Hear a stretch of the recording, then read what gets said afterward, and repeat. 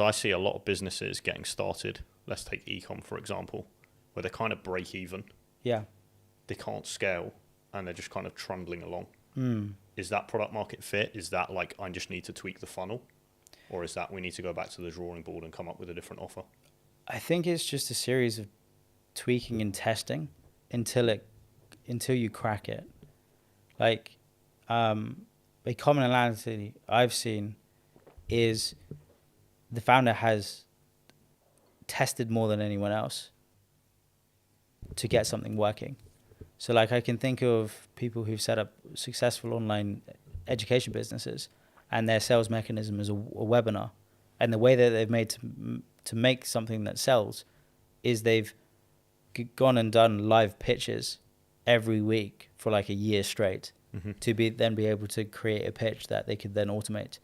And so I don't think it's a question of like you just magically arrive at product market fit. I think it's a series of tests. Yeah.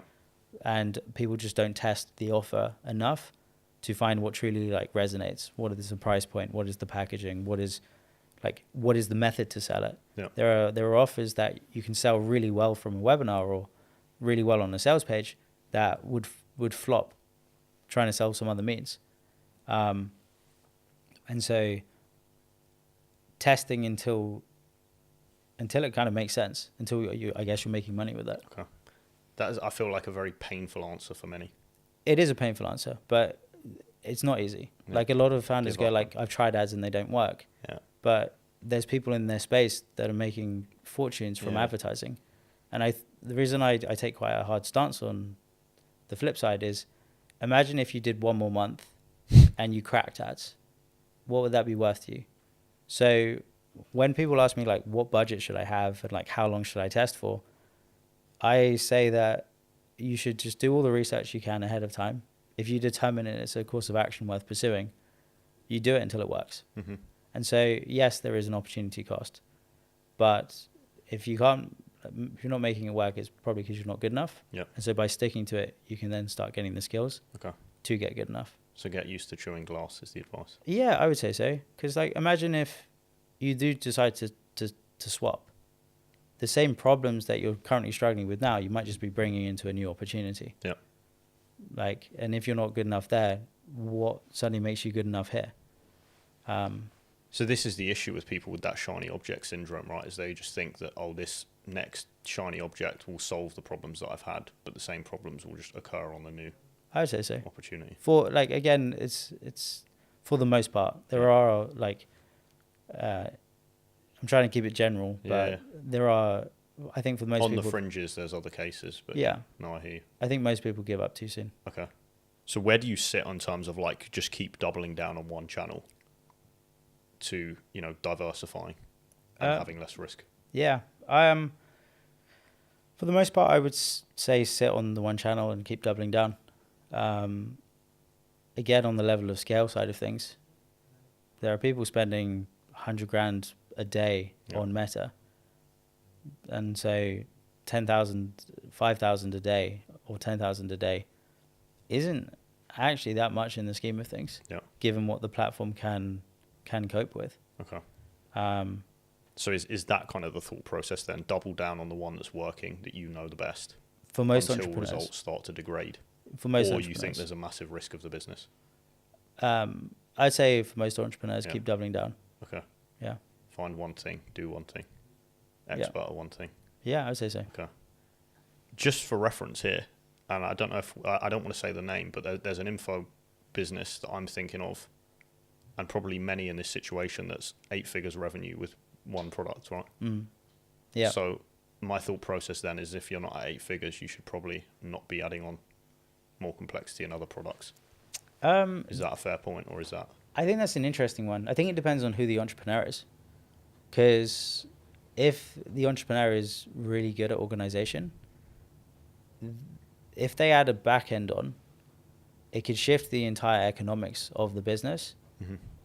That without even getting better, they could just start spending more on Meta because they know they make money. Mm-hmm. And so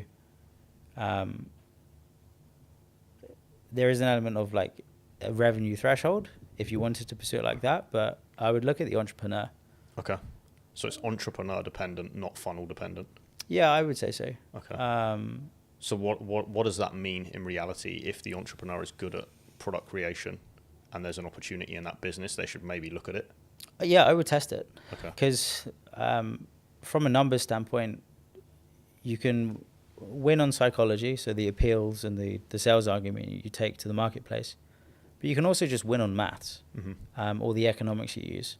Like a great example I like mentioning is in the fat loss market.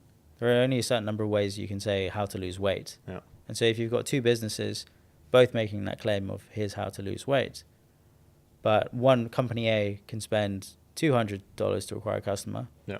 but company B can spend $5,000 to acquire a customer, just by virtue of their superior pricing, product B can start winning in the ad auctions. Okay.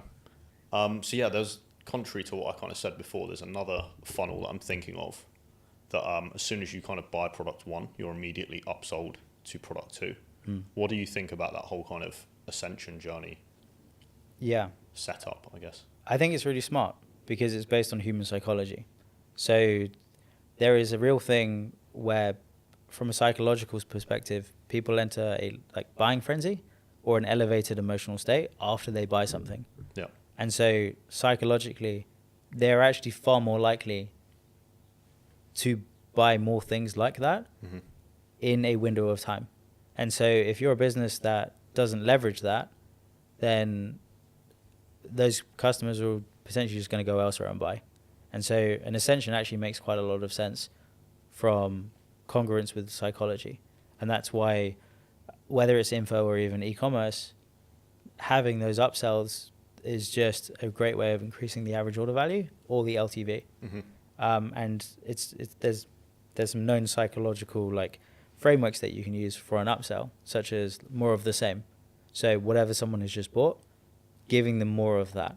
So with coaching, as an example, let's say they've just bought an info product course, upselling them the same promise, just with more coaching attached to it, is a way to do the ascension.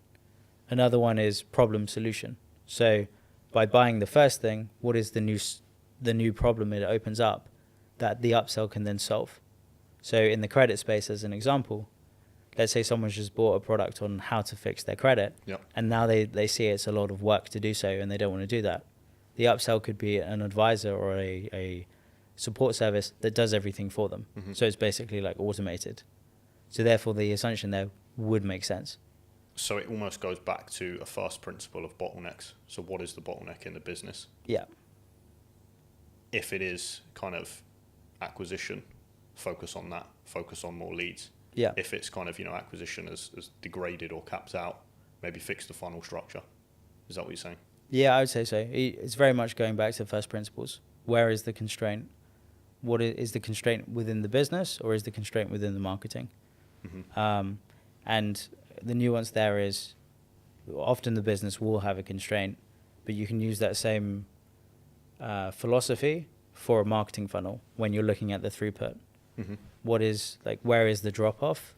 That drop off can often represent the constraint. Is your opt-in performing, as an example? If it's below KPI, then that is an indication that if you improve that, you send more traffic through and you'll make more sales. Okay.